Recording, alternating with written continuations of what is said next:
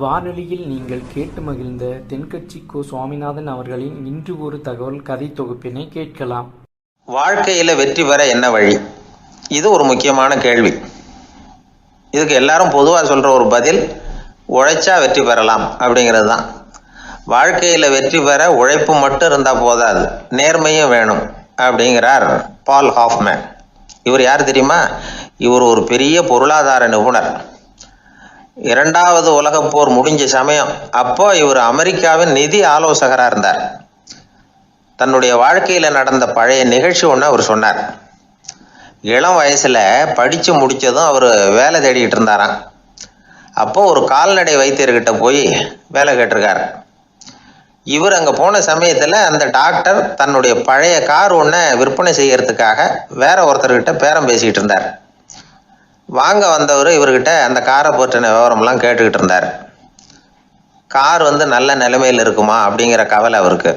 எல்லா விவரங்களையும் கேட்டுக்கிட்டு அவர் கடைசியாக சொன்னார், டாக்டர், இந்த காரை நீங்களே என்னுடைய ஊருக்கு ஓட்டிகிட்டு வர வேண்டியது. கார் எந்த ரிப்பேரும் ஆகாமல் என்னுடைய ஊருக்கு சேர்ந்துட்டுதுன்னா அங்கேயே நான் பணம் கொடுத்து இந்த காரை வாங்கிக்கிறேன் அப்படின்னார். நம்ம கார் அவ்வளோ தூரத்துக்கு வழியில் எந்த கோளாறும் இல்லாமல் போய் சேருமா அப்படிங்கிற சந்தேகம் டாக்டருக்கு. அவர் என்ன செஞ்சார் தெரியுமா?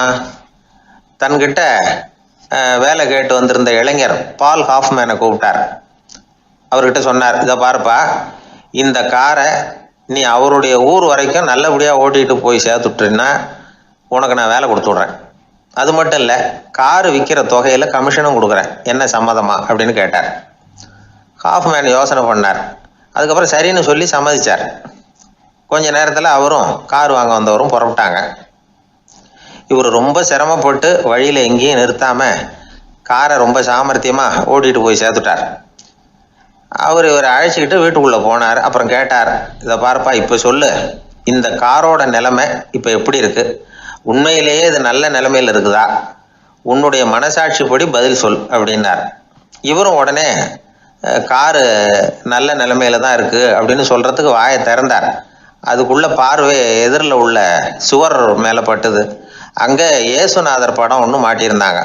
அதுக்கு அடியில் எழுதியிருந்த வாசகம் என்னன்னா, நீ பேசும் ஒவ்வொரு வார்த்தையையும் இயேசு கவனித்து கொண்டிருக்கிறார் அப்படின்னு இருந்தது. அந்த வரிகளை பார்த்தார். உடனே காரு சரியில்லை அப்படிங்கிற உண்மையை சொல்லிவிட்டார். இவர் இப்படி சொன்னதும் இவரை ரொம்ப ஆச்சரியமாக பார்த்தார். இவர்கிட்ட இருந்த நேர்மை அவரை சிந்திக்க வச்சது. உன்னுடைய நேர்மையை பாராட்டுறேன், உனக்கு கமிஷன் கிடைக்கணுங்கிறதுக்காகவே நான் இந்த காரை வாங்கிக்கிறேன்னார். இப்போ அவர் திகைச்சு போய் நின்னார். மறுபடியும் அவர் சொன்னார், நீ காரை ஓட்டிகிட்டு வரும்பொழுதே உன்னுடைய திறமையை பார்த்தேன், உனக்கு விருப்பம் இருந்தால் நீ என்கிட்டயே வேலைக்கு சேர்ந்து விடலாம் அப்படின்னார். பால் ஹாஃப்மேன் அவர்கிட்ட வேலைக்கு சேர்ந்தார். படிப்படியாக முன்னேறினார். கடைசியில் பார்த்தீங்கன்னா அமெரிக்காவினுடைய நிதி ஆலோசகராக ஆனார். அதுக்கப்புறம் அவர் அந்த பழைய சம்பவத்தை எப்பவும் மறக்கிறதில்ல, அடிக்கடி சொல்கிறது உண்டு. அதனால் இதிலேருந்து நாம் தெரிஞ்சுக்க வேண்டியது என்னென்னா, வாழ்க்கையில் முன்னுக்கு வரணும்னா உழைப்பு மட்டும் போதாது, நேர்மையும் வேணும். ஆனால் இந்த காலத்தில் சிலருடைய நேர்மை நமக்கு ஆச்சரியமாக கூட இருக்கும். ஒருத்தர் புஸ்தக கடை வச்சுருந்தார். ரொம்ப நேரமாக தேடி ஒரு புத்தகத்தை கையில் எடுத்தார். அதுக்கு பில் போட சொன்னார் அந்த புத்தக கடைக்கு வந்த இன்னொருத்தர். பில் போடுறவர், சார், இந்த புத்தகம் மகா அறுவை, மகா மட்டம், இது வேணாம், உங்களுக்கு வேற ஏதாவது ஒன்று பாருங்கன்னார். புத்தக கடை வச்சிருக்கிறவரே இப்படி சொன்னார். வாங்க வந்தவர் இவர் ஆச்சரியமாக பார்த்தார். உங்கள் நேர்மையை பாராட்டுறேன், அது சரி, இந்த புத்தகத்தை ஏற்கனவே நீங்கள் படித்து பார்த்துட்டீங்களான்னு கேட்டார். அதை படித்து வேற பார்க்கணுமான்னார். அப்புறம் எப்படி இது மகா மட்டம்னு சொல்கிறீங்க அப்படின்னார். அதை எழுதினவனே நான் தான் சார் அப்படின்னார் அவர். இது ஒரு விதமான நேர்மை, நேர்மையை ஒத்துக்கிறது. எப்படி இருந்தாலும் வாழ்க்கையில் உழைப்பும் நேர்மையும் உயர்வதற்கு வழிகள். உழைப்பை விட நேர்மை முக்கியம் அப்படிங்கிறத புரிந்து கொண்டால் வாழ்க்கையில் வெற்றி நிச்சயம். ஒரே ஒரு ஊரில் ஒரு ராஜா இருந்தார், ரொம்ப நல்லவர். ஒரு நாள் அரண்மனையில் விசாரணை நடந்துகிட்டு இருக்குது. அதில் ஒரு வழக்கு. ஒரு விவசாயி புகார் கொடுக்குறார். என்ன புகார்னா, அவர் வயலில் ஆடுகள் மேய்ஞ்சி பயிரை அழிச்சுட்டுது. நிறைய உழைச்சி செலவு பண்ணி பயிரை உண்டாக்கி வச்சுருந்தேன், எல்லாம் போயிட்டுது. இனிமேல் நான் என்ன செய்யறது? நீங்கள் தான் சரியான தீர்ப்பு வழங்கணும் அப்படின்னார் அந்த விவசாயி. அந்த ஆடுகளுக்கு சொந்தக்காரர் யாருன்னு கண்டுபிடிச்சி அரண்மனைக்கு அழைச்சிட்டு வாங்கன்னு உத்தரவு போட்டார் ராஜா. சேவகர்கள் போனாங்க, ஆளை கண்டுபிடிச்சாங்க, கூப்பிட்டுக்கிட்டு அரண்மனைக்கு வந்துட்டாங்க. ராஜா விசாரணை பண்ணார். அப்புறம் விசாரித்து முடிச்சுவிட்டு தீர்ப்பு வழங்கினார். இந்த விவசாயி அடைந்திருக்கிற இழப்புக்கு ஈடாக உன்னுடைய ஆடுகளை அவங்ககிட்ட கொடுத்துட வேண்டியது அப்படின்னு சொல்லிவிட்டார். உன்கிட்ட இருக்கிற ஆடு பூரா அவன்கிட்ட கொடுத்துரு, அந்த ஆட்டுனால ஏற்பட்ட இழப்பு சரியா போகட்டும் அப்படின்னு தீர்ப்பு வழங்கிட்டார். அந்த மன்னருடைய மகன் இதை பார்த்துக்கிட்டே உட்காந்துருந்தான். இந்த தீர்ப்பை இன்னும் கூட சிறப்பா வழங்கலாமே அப்படின்னு நினைச்சான். அப்பா கிட்ட சொன்னான். உடனே அந்த அரசர், சரி நீயே இதுக்கு சரியான தீர்ப்பு சொல்லு அப்படின்னார். அந்த இளவரசன் தீர்ப்பு சொல்றான். அவன் சொன்ன தீர்ப்பு என்னன்னா, உங்ககிட்ட இருக்கிற ஆடுகள் எல்லாத்தையும் 1 வருஷ காலத்துக்கு அந்த விவசாயிகிட்ட ஒப்படைச்சிட வேண்டியது. அந்த 1 வருஷத்துக்குள்ள அந்த ஆடுகள் போடுற குட்டிகள், பால், எரு எல்லாம் விவசாயி எடுத்துக்க வேண்டியது. 1 வருஷத்துக்கு அப்புறம் உங்களுடைய ஆடுகளை நீங்களே திருப்பி வாங்கிக்க வேண்டியது. இதுதான் இளவரசன் சொன்ன தீர்ப்பு. இது சரியான தீர்ப்பு தான். இனிமே என்னுடைய அரச பொறுப்புகளை இளவரசர் வசம் ஒப்படைக்கிறேன் அப்படின்னு சொல்லி ஒப்படைச்சுட்டாராம். அதாவது தாவூத் நபி, சுலைமான் நபி இவர்களுடைய சரித்திரத்துல இந்த சம்பவம் காணப்படுறதாக ஒரு நண்பர் சொன்னார். ஒரு தண்டனையை பெறுகிறவன் அதுக்கு பிறகு சமூகத்துல நல்ல விதமா வாழறதுக்கு வாய்ப்பு இருக்கிறது மாதிரி அமையணும் தீர்ப்பு. அதுக்கு இது ஒரு உதாரணம். சில தீர்ப்புகள் எப்படி அமைஞ்சு விடுதுன்னா, ஒரு தண்டனை அனுபவிச்சு முடிச்சவன் அதுக்கப்புறம் அவன் இந்த சமூகத்துல நல்லவனா வாழறதுக்கு நினைச்சா கூட அதுக்கு தகுதி இல்லாதவன் அப்படிங்கிற அளவுக்கு சூழ்நிலை அமைஞ்சிருது. இது சிந்திக்க வேண்டிய ஒரு செய்தி. இன்னொரு ஊர்ல ஒரு ராஜா இருந்தார். அவர் ஒரு நாள் ஒரு போட்டி வச்சார். என்ன போட்டின்னா, அரண்மனை வாசல்ல ஒரு பெரிய நீச்சல் குளம், அதுல நிறைய விஷப்பாம்புகள். எந்த இளைஞன் துணிச்சலா அதுல நீச்சல் குளத்துல குதிச்சு நீந்தி கரையேறி வர்றானோ அவனுக்கு 100 ஏக்கர் நிலம் பரிசா வழங்கப்படும். அது வேணாம்னா 1000 ஆடுகள் பரிசா வழங்கப்படும். அதுவும் வேணான்னா என்னுடைய மகளை கல்யாணம் பண்ணிக்கலாம். இதுதான் மன்னருடைய அறிவிப்பு. பரிசுலாம் நல்லா தான் இருக்குது. இருந்தாலும் பாம்புகள் உள்ள குளம்ங்கிறது நல்லா இல்லையே. அதனால யாரும் அதில் குதிச்சு நீஞ்சறதுக்கு முன் வரல. இருந்தாலும் திடீர்னு ஒரு இளைஞன் அந்த நீச்சல் குளத்துல குதிச்சான். நீந்தினா ஒரு வழியா கரையேறி வந்துட்டான். மன்னருக்கு ரொம்ப மகிழ்ச்சி. நீ தான் தைரியமான இளைஞன், வா இப்படின்னு கூப்பிட்டார். கிட்ட வந்தான். அந்த இளைஞன் தண்ணீர் சொட்ட சொட்ட நிற்கிறான். சரி, உனக்கு 100 ஏக்கர் நிலம் வேணுமான்னு கேட்கிறார். வேண்டாங்கிறான். சரி, அப்படின்னா 1000 ஆடுகள் வேணுமான்னு கேட்கிறார். அதுவும் வேணாங்கிறான். ஓ, அப்படின்னா என் பொண்ணை கல்யாணம் பண்ணிக்கிறியா அப்படின்னு கேட்கிறாரு. அதுவும் வேணாங்கிறான். ராஜாவுக்கு ஒன்றும் புரியல. அப்படின்னா உனக்கு என்னதான் வேணும் அப்படிங்கிறாரு. என்னை பிடிச்சி இந்த குளத்துல தள்ளி விட்டவன் யாருங்கிறது எனக்கு தெரியணும் அப்படின்னா. அன்பா இருக்கணும்னு அநேக பெரியவங்க சொல்லியிருக்கிறாங்க. நாமளும் அதை கேட்டுட்டு அன்பு காட்டுறதுக்கு தயாராக தான் இருக்கிறோம். அதை வாங்கறதுக்கு தான் ஆளை காணும். இருந்தாலும் அன்புல எத்தனையோ வகை உண்டு. அதை சரியா புரிஞ்சுக்கிட்டு அதுக்கப்புறம் அன்பு காட்ட ஆரம்பிக்கணும். வகையை புரிஞ்சுக்காம அன்பு காட்டினா வம்புல மாட்டிக்க வேண்டியதுதான். அன்புன்னா சாதாரணமா நினைச்சு விடாதீங்க. அதுல எவ்வளவு விதம் தெரியுமா? இரக்கம், கருணை, காருண்யம், பந்துத்துவம், பட்சம், பாசம், நேசம், விசுவாசம், அபிமானம், காதல், பக்தி, இப்படி பல விதமா அதை பத்தி சொல்லி வச்சிருக்கிறாங்க பெரியவங்க. இந்த வார்த்தைகள்லாம் நாம கேள்விப்பட்டது தான். இருந்தாலும் அதுகளுக்குள்ள என்ன வித்தியாசம்னு கேட்டா சரியா சொல்ல தெரியாது. அதனால இந்த வார்த்தைகளுக்கெல்லாம் பெரியவங்க என்ன விளக்கம் சொல்றாங்கன்னு இப்போ பார்க்கலாம். எளியவர்கள் மேல செலுத்துற அன்பு இருக்கு பாருங்க, அதுக்கு இரக்கம்னு பேரு. அறிவு பலம், சரீர பலம், இது ரெண்டும் இல்லாதவங்க மேல, அதாவது வலிமையற்றவர்கள் மேல செலுத்துற அன்பு இருக்கு பாருங்க, அதுதான் கருணை. எறும்புல இருந்து யானை வரைக்கும் சகல ஜீவராசிகள் மேலேயும் காட்டுற அன்புக்கு காருண்யம்னு பேரு, ஜீவகாருண்யம். சிவி சக்கரவர்த்தி காட்டின அன்பு இந்த ரகம். உறவினர்கள், சொந்தக்காரங்க, அவங்க வசதியா இருந்தாலும் வறுமையில இருந்தாலும் வித்தியாசம் இல்லாம காட்டுற அன்பு இருக்கு பாருங்க, அதுக்கு பேரு பந்துத்துவம். ஒரு எஜமானன் வேலையாள்கிட்ட காட்டுற அன்பு இருக்கு பாருங்க, அதுக்கு பேரு தான் பட்சம். அவனும் தன்னை மாதிரி மனுஷன்தாங்கிற நினைப்பு வேணும். ஒரு தாய் தன்னுடைய குழந்தை மேல, ஒரு குழந்தை தன்னுடைய தாய் மேல செலுத்துற அன்புக்கு பாசம்னு பேரு. ஈருடல் ஓர் உயிர்னு நினைக்கிறது இது. ராமரும் கௌசலையும் இதுக்கு உதாரணம். தம்மை ஒத்த நண்பர்கள் கிட்ட செலுத்துற அன்புக்கு நேசம்னு பேரு. வயசு, செல்வம், அந்தஸ்து இந்த வித்தியாசமெல்லாம் பார்க்காம அவங்க சுக துக்கத்துல சமபங்கு எடுத்துக்கிறது இது. கிருஷ்ணன் குசேலர்கிட்ட காட்டினது இந்த ரகம். வேலை செய்யறவன் முதலாளி கிட்ட காட்டுற அன்புக்கு விசுவாசம்னு பேரு. தேசத்து மேலையும் தாய்மொழி பேர்லையும் செலுத்துற அன்புக்கு அபிமானம்னு பேரு. தேசாபிமானம்னு சொல்றமே இதுதான். ஒரு கணவன் மனைவி பேர்ல காட்டுற அன்புக்கு காதல்னு பேரு. கடவுள் பேர்ல செலுத்துற அன்புக்கு பக்தின்னு பேரு. இப்படி அன்புல பல ரகம் இருக்கிறப்போ அதுல உள்ள வித்தியாசம் தெரியாம இடம் மாத்தி அன்பு காட்டினா இடைஞ்சல் தான். சரி, இந்த அன்பை பத்தி விஞ்ஞானம் என்ன சொல்லுது தெரியுமா? இதயத்தை பாதுகாக்கிறதுக்கு முக்கியமா தேவைப்படுற ஒண்ணு இந்த அன்புதான்னு சொல்லுது. நெதர்லாந்து விஞ்ஞானிகள் இதை ஆராய்ச்சி பண்ணியே கண்டுபிடிச்சிருக்கிறாங்க. கொஞ்சம் முயல் குட்டிகளை 2 பிரிவா பிரிச்சாங்க. 2 குரூப்புக்கும் கொழுப்பு அதிகமா உள்ள ஆகாரத்தையே கொடுத்துட்டு வந்தாங்க. ஆனா ஒரு குரூப்புக்கு வெறுமன ஆகாரத்தை கொடுத்ததோட சரி, இன்னொரு குரூப் முயல்களுக்கு ஆகாரம் கொடுத்ததோட நிறுத்திக்கல. அதுக்கு முன்னாடி கூண்டுகளை திறந்து விட்டு முயல்களை கொஞ்ச நேரம் எடுத்து கொஞ்சி விட்டு அதுக்கப்புறமா ஆகாரம் கொடுத்தாராம் ஆராய்ச்சியாளர். இந்த குரூப்புக்கு இதய பாதிப்பு 60% குறைச்சலா இருந்துதான். சில நோயாளிகளுக்கு ஹார்ட் அட்டாக் வந்தாலும் அதை தாங்கிக்கிட்டு குணமாகிற சக்தி அதிகமா இருக்குது. இது எப்படின்னு ஆராய்ச்சி பண்ணி பார்த்துருக்குறாங்க. அவங்கெல்லாம் மனைவி தன் பேர்ல ரொம்ப அன்பா இருக்கிறதாக நினைக்கிறவங்களா இருக்கிறாங்களாம். இதய நோயாளிகள் பல பேரை சந்திச்சு இதய நோய் ஏற்பட என்ன காரணம்னு கேட்டிருக்கிறாங்க. அவங்க சொன்ன காரணம்லாம் சாப்பாடு சம்பந்தமா இல்லையா, மனைவி அன்பா இல்லை, இப்படிப்பட்ட காரணத்தை தான் சொல்றாங்களாம். அதனால இதயத்தை பாதுகாக்கணும்னு நினைக்கிறவங்க அடுத்தவங்க அன்பா இருக்கிறது மாதிரி பார்த்துக்குங்க, அதுதான் முக்கியம். ஒருத்தர் முகம் பூரா பிளாஸ்டரி போட்டுக்கிட்டு வந்தார். ரொம்ப கோபமா, என்னங்க ஆச்சுன்னு விசாரிச்சேன். எல்லாம் உங்களால தான் சார்னார். விவரமா சொல்லுங்களேன். என்ன உங்க தகவலை கேட்டுட்டு ஒரு பூனைக்குட்டியை கையில எடுத்தேன், அன்பா அதை தடவி கொடுக்கறதுக்காக.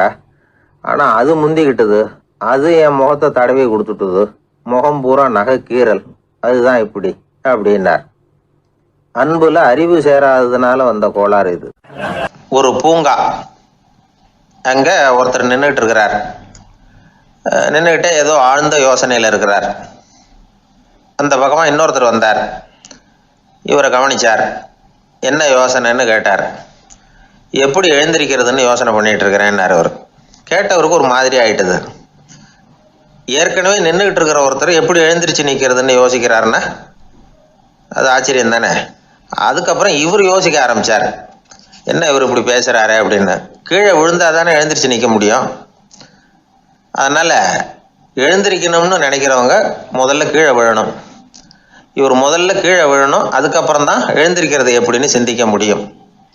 இந்த உலகத்துல எல்லாருமே கீழே விழுந்து எழுந்தவர்கள் தான். இப்போ இந்த குழந்தை பருவத்தில் கீழே விழாம நடைபயில கற்றுக்கிட்டவங்க யாராவது உண்டா?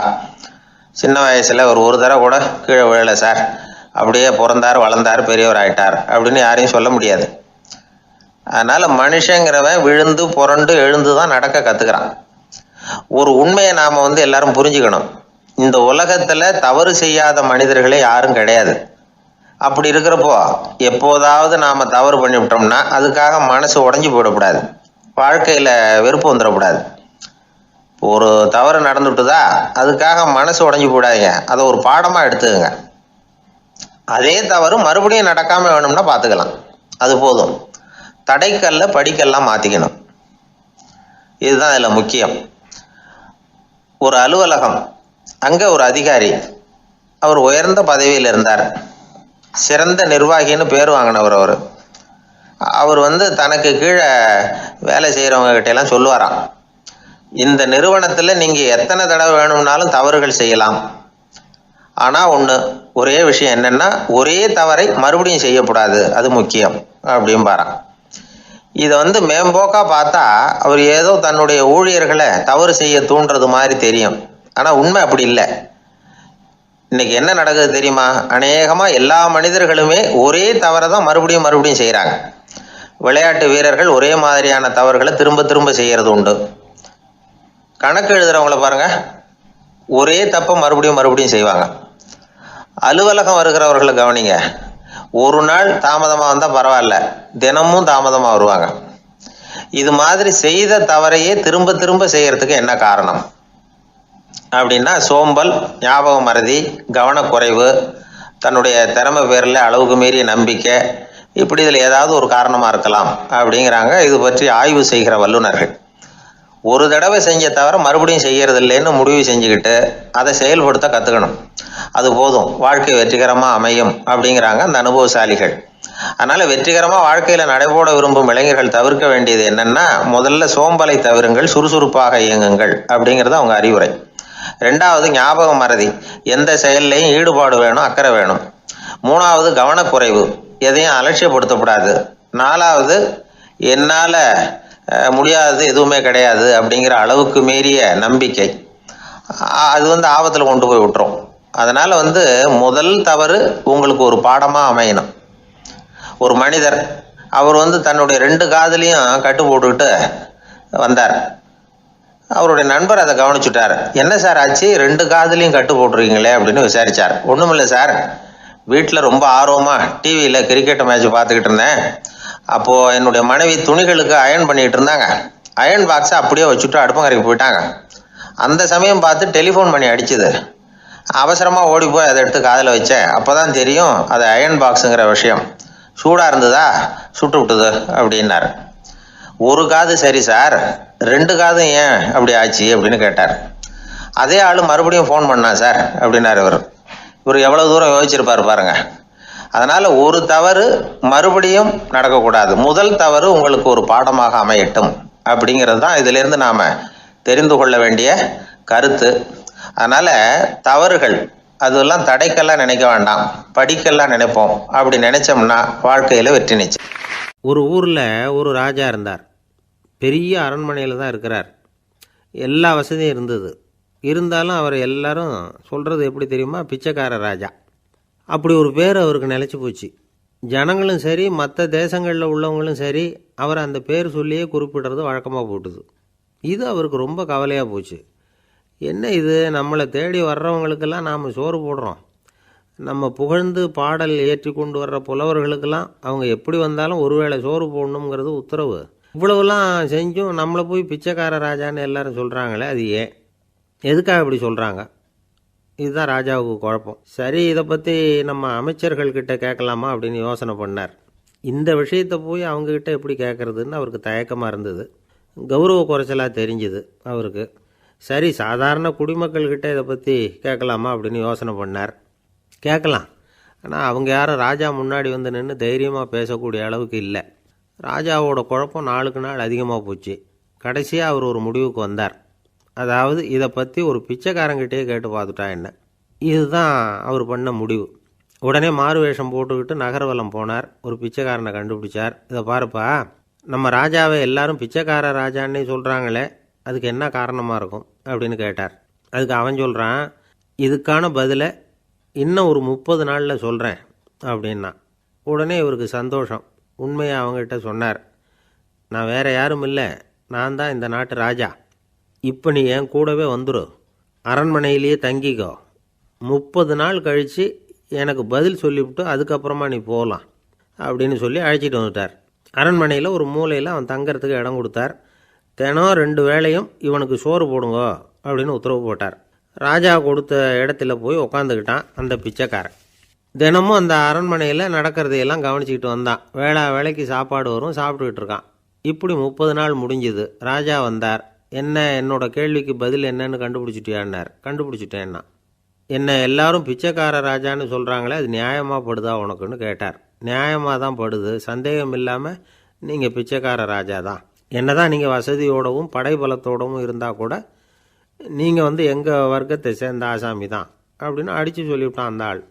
ஏனால் அப்படி சொல்கிறேன்னு கேட்டார் இவர். அரசே, ஒரு உண்மையை கண்டுபிடிச்சி சொல்கிறதா நான் உங்ககிட்ட சொன்னேன். நீங்கள் ராஜ பரம்பரைன்னா உடனே உங்கள் கழுத்தில் கிடக்கிற முத்து மாலையை கழட்டி பரிசாக கொடுத்துருப்பீங்க, பொன்னையும் மணியையும் கொடுத்துருப்பீங்க. ஆனால் நீங்கள் அப்படி செய்யலை. என்னை ஒரு மூலையில் உட்கார வச்சு 2 வேளை சோறு போட சொன்னீங்க.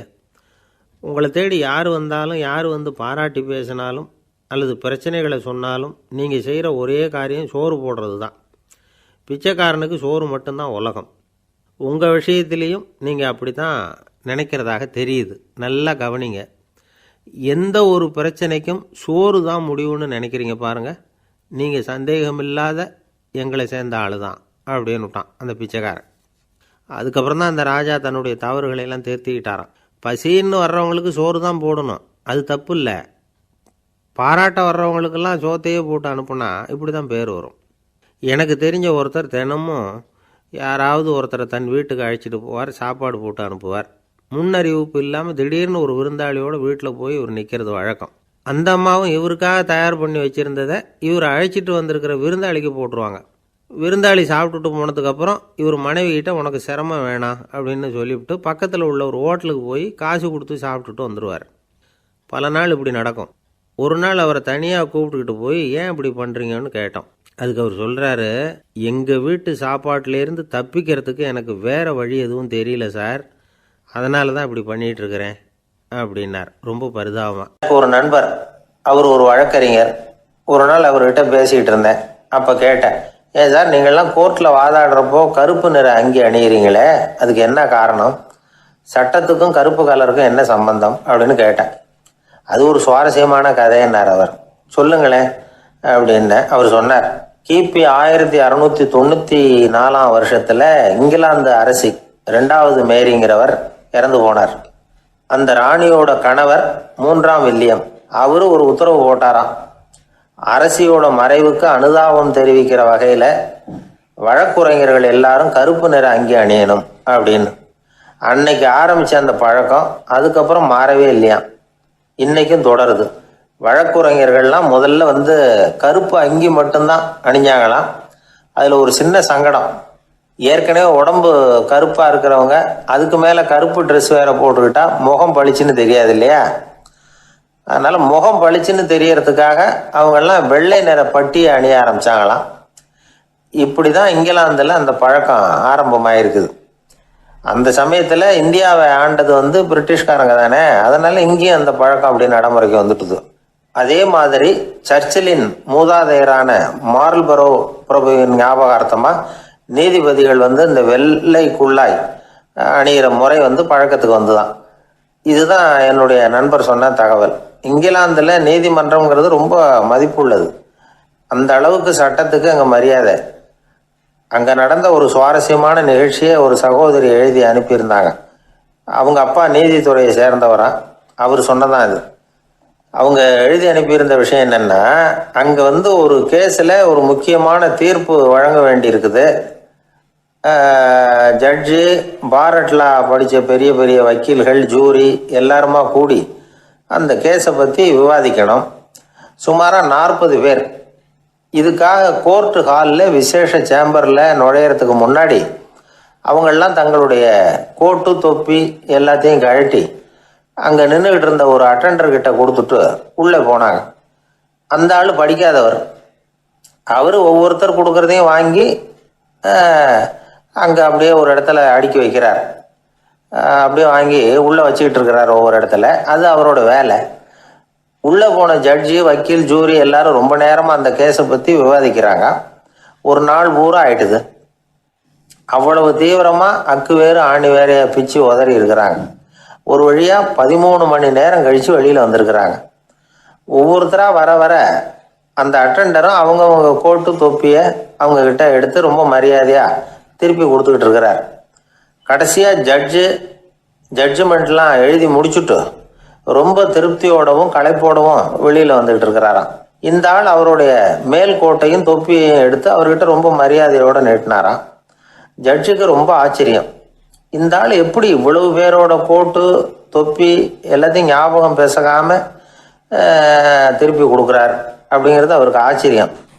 அதனால் அவர் அந்த ஆளை பார்த்து கேட்டாராம், ஏப்பா இந்த கோட்டை கொடுக்குறியே, இது என்னோடது தானா, என்னோடது தான்னு உனக்கு எப்படி தெரியும் அப்படின்னாராம். இதுக்கு அந்த பியூனு ரொம்ப பதவிசா பதில் சொன்னாராம், ஐயா இந்த கோட்டு ஹேட்டை உங்ககிட்ட வாங்கி மாட்டினேன், இப்போ திரும்ப உங்ககிட்ட தரணும், தந்துட்டேன், இதுதான் என்னோட வேலை, மற்றபடி இது உங்களோடதா இல்லையா அப்படிங்கிறதெல்லாம் எனக்கு தெரியாதுங்க அப்படின்னாராம். ஒருத்தர் முகத்தை தொங்க போட்டுக்கிட்டு ஒரு மாதிரியாக வந்தார். என்ன விஷயம்னு விசாரித்தேன். என்னுடைய நண்பன் ஒருத்தங்கிட்ட கருத்து வேறுபாடு, இனிமேல் நமக்குள்ளே எந்த சம்மந்தமும் வேணாம்னு நட்பை முறிச்சிட்டு வந்துட்டேன்னா. நண்பர்கள்னு இருந்தால் கருத்து வேறுபாடு வரத்தான் செய்யும்னே. கருத்து வேறுபாடு வராமல் இருக்கிறதுக்கு ஏதாவது வழி உண்டா அப்படின்னு கேட்டாங்க. அதை பற்றி நிபுணர்கள் சில யோசனைகளை சொல்லியிருக்கிறாங்கன்னு. முதல் விஷயம் என்னென்னா, உங்கள் நண்பனுக்கு ஒரு செய்தி சொல்லணும்னா அதை நீங்களே நேரடியாக சொல்லுங்கள், அல்லது உங்கள் கைப்பட கடிதம் எழுதுங்க. அதாவது நேரடி தொடர்பு முக்கியம். அதை விட்டுட்டு இன்னொருத்தர் மூலமாக நண்பர்களுக்கு செய்தி அனுப்புனா நீங்கள் சொல்கிற செய்தி அப்படியே போய் சேராது, அது சேதமாயிடும். கூட்டி குறைச்சி சொல்லிவிடுவாங்க, அது குழப்பத்தில் கொண்டாந்து விட்டுரும். இது ஒரு யோசனை. ரெண்டாவது யோசனை என்னென்னா, நீங்கள் ஒரு நல்ல காரியத்தை செய்யும் பொழுது உங்கள் நண்பரையும் சேர்த்துக்குங்க, அவருக்கும் அதில் ஒரு ஈடுபாட்டை உருவாக்குங்க. மூணாவது யோசனை, நம்ம பக்கத்தில் இருக்கிற நண்பர் மகிழ்ச்சி அடைகிற மாதிரி ஏதாவது செய்யணும். சின்ன சின்ன செயல்களாக இருந்தாலும் பரவாயில்ல, அவர் நமக்கு எதுவும் செய்யலையே, நாம் எதுக்கு செய்யணும் அப்படின்னு நினச்சிக்கிட்டு இருக்கக்கூடாது. நாலாவது யோசனை என்னென்னா, உங்களுக்கு ஒரு பிரச்சனையா அல்லது உங்கள் நண்பருக்கு ஒரு பிரச்சனையா, எதுவாக இருந்தாலும் 2 பேரும் சேர்ந்து உட்காந்து ஆலோசனை பண்ணுங்கள். நம்ம யோசனையும் கேட்கப்படுதே அப்படிங்கிற நினைப்பே அவருக்கு ஒரு மன நிறைவை உண்டாக்குமா. 5வது யோசனை, உங்கள் நண்பர் ஏதோ ஒரு காரியத்தை செய்கிறார், நீங்கள் உடனே அவசரப்பட்டு நீ செய்கிறது தப்புன்னு தீர்ப்பு சொல்லக்கூடாது. அவர் அதை செய்கிறதுக்கான நியாயங்கள் எவ்வளோ இருக்கும், அதை புரிஞ்சுக்கிறதுக்கு முயற்சி பண்ணணும். 6வது யோசனை, உங்கள் நண்பர் என்ன சொன்னாலும் அதை பொறுமையாக கேளுங்க. அவர் சொல்கிறத புரிஞ்சுக்கணும், அவர் சொல்ல விரும்புகிறத புரிஞ்சுக்கணும், அவர் சொல்ல முடியாமல் தவிக்கிறதையும் புரிஞ்சுக்கணும். இப்படி 3 விதமாகவும் அவரை புரிஞ்சுக்கிட்டு அதுக்கு தகுந்த மாதிரி செயல்படணும். 7வது யோசனை என்னென்னா, உங்கள் நண்பர் உங்ககிட்ட ஏதோ ஒரு கருத்தை சொல்கிறார், அது உங்களுக்கு பிடிக்கல, அதுக்காக உடனே நீ சொல்கிறது சரியில்லை, நான் ஒத்துக்க மாட்டேன் அப்படின்லாம் மறுத்துக்கிட்டு இருக்கக்கூடாது. அவர் சொல்கிறத கேட்கணும், பொறுமையாக சிந்திக்கணும், அதுக்கப்புறம் பதில் சொல்லணும்.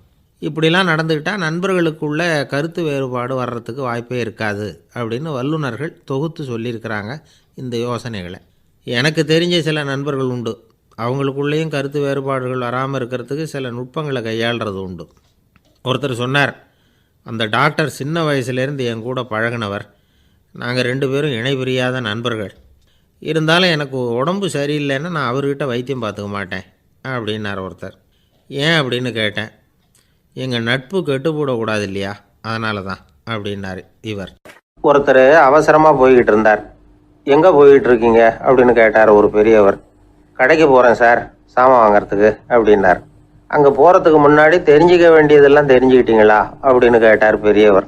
கடைக்கு போய் காசை கொடுத்து ஒரு பொருளை வாங்கிட்டு வரப்போகிறோம், இதில் தெரிஞ்சிக்க வேண்டியது என்ன இருக்குது அப்படின்னார் அலட்சியமாக. இப்போ அந்த பெரியவர் பேச ஆரம்பித்தார். இந்த உலகத்தில் எந்த ஒரு செயலில் இறங்குறப்போவும் நாம் நல்லா ஆலோசனை பண்ண வேண்டிய விஷயம் 5 அப்படின்னார். உதாரணமாக, ஒருத்தன் கடைக்கு போய் ஏதோ ஒரு பொருளை வாங்கிட்டு வர போகிறான்னு வச்சுக்கோங்களேன். அப்போ கூட அவன் 5 விஷயங்களை பற்றி தெரிஞ்சுக்க வேண்டியிருக்குது அப்படிங்கிறார் அவர். முதல்ல அந்த பொருள் எப்படிப்பட்டது அப்படிங்கிறத தெரிஞ்சுக்கணும். 2வதாக தன்னை பற்றியும் தெரிஞ்சுக்கணும். அப்போ தான் அந்த பொருள் தனக்கு தேவையா இல்லையா அப்படிங்கிறத புரிஞ்சுக்க முடியும். 3வதாக தெரிஞ்சுக்க வேண்டியது ஒன்று இருக்குது. அது என்னன்னா, அந்த பொருளை அடையறதுக்கு வழி என்ன அப்படிங்கிறது தெரிஞ்சுக்கணும். அதாவது எவ்வளவு பணம் கொடுத்தா அது கிடைக்கும், இது மாதிரியான விஷயங்கள்.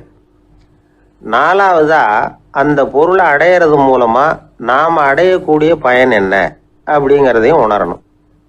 5வது, அந்த பொருளை அடையிறதுல இருக்கக்கூடிய தடை எது அப்படிங்கிறதையும் நாம் தெரிஞ்சுக்கணும். பெரியவர் பேசுறது ஏதோ தத்துவம் மாதிரி தெரியுது இல்லையா, தத்துவம்தான். அதாவது இப்படி உலகியல் வாழ்க்கையில் சின்ன சின்ன விஷயங்கள்லேயே நாம் 5 விஷயங்களை தெரிஞ்சுக்க வேண்டி இருக்குது. அது ரொம்ப அவசியமாக இருக்குது. பேரின்ப நிலைன்னு சொல்கிறாங்கல்ல, அது மாதிரி பெரிய சமாச்சாரங்கள்லேயும் இந்த 5 விஷயங்களை நாம் தெரிஞ்சுக்க வேண்டியிருக்குது. அதுக்கு பேர் என்னன்னா அர்த்த பஞ்சகம். வைணவ சமயத்தில் அர்த்த பஞ்சகம்ங்கிறது ரொம்ப பெரிய விஷயம். கடைக்கு போகிறது மாதிரி கடவுளை பார்க்க போகிறப்போ நாம் 5 விஷயங்களை தெரிஞ்சுக்கணுமா. முதல்ல பரம்பொருள் அப்படிங்கிறது என்ன, அதோட தன்மைகள் என்ன, இதை தெரிஞ்சுக்கணும். இதுக்கு பேர் என்னன்னா பரமாத்ம ஸ்வரூபம் அப்படின்னு பேர். 2வது, நாம யாரு, நம்மோட தன்மை என்ன அப்படிங்கிறத தெரிஞ்சுக்கணும். நான் யாருன்னு எனக்கே தெரியலங்கிறப்போ இதை நான் சொல்கிறேன்னு இது என்னுடையதுன்னு சொல்கிறது தப்பு தானே. அப்புறம் 3வது விஷயம், பரம்பொருளை நாம் அடையறதுக்கு வழி எது, இது தெரிஞ்சுக்கணும். இது உபாய ஸ்வரூபம் அப்படின்னு பேர். 4வது விஷயம், நாம் அடைய வேண்டிய பயன்கள் என்ன அப்படிங்கிறது தெரிஞ்சுக்கிறது. இதுக்கு புருஷார்த்தம் அப்படின்னு பேர். 5வது, அந்த பயனை அடைய விடாமல் தடுக்கிற தடைகள் யாவை அப்படிங்கிறது தெரிஞ்சுக்கிறது. இது விரோதி ஸ்வரூபம். இதைத்தான் தடையியல் அப்படின்னு சொல்றாங்க. அதாவது பரமாத்மாவை பற்றிய அறிவு, ஜீவாத்மாவை பற்றிய அறிவு, உபாயம் பற்றிய அறிவு, புருஷார்த்தம் பற்றிய அறிவு, இந்த 4 அறிவுக்கும் எதிரடையா, அதாவது அதையெல்லாம் தப்பா புரிஞ்சுக்கிறதால உண்டாகக்கூடிய அறிவு விரோதி ஸ்வரூபம். என்ன இது தகவலில் ஏதாவது கதை சொல்லுவீங்கன்னு பார்த்தா ஏதோ தத்துவம் பேசிகிட்டு இருக்கிறீங்களே அப்படின்னு நினைக்கலாம். இதுவும் தெரிஞ்சுக்க வேண்டிய ஒரு பெரிய விஷயந்தான். காதில் போட்டு வச்சா எப்போவாவது உபயோகப்படும். என்னுடைய நண்பர் ஒருத்தர் ஒரு நாள் என்கிட்ட சொன்னார், சார் அடுத்த மாதம் தஞ்சாவூரில் ஒரு கல்யாணம், போகிறதா வேண்டாமா அப்படின்னு ஒரே குழப்பமாக இருக்குது அப்படின்னார். நான் உடனே இந்த அர்த்த பஞ்சக உபதேசம் பண்ண ஆரம்பித்தேன். அவர் எல்லாத்தையும் பொறுமையாக கேட்டுவிட்டு, சரி சார் நான் போகிறதுன்னு முடிவு பண்ணிவிட்டேன்னார். எப்படி இந்த முடிவுக்கு வந்தீங்க அப்படின்னு கேட்டேன். அவர் சொன்னார், சார் அந்த 2வது பாயிண்ட் ஒன்று சொன்னீங்களே அதை புரிஞ்சுக்கிட்டதுக்கு அப்புறம்தான் இந்த முடிவுக்கு வந்தேன் அப்படின்னார். என்ன 2வது பாயிண்ட்டுன்னு? அதாவது தன்னை பற்றி புரிஞ்சுக்கணும் அப்படின்னு சொன்னீங்க, உடனே என்னை பற்றி புரிஞ்சு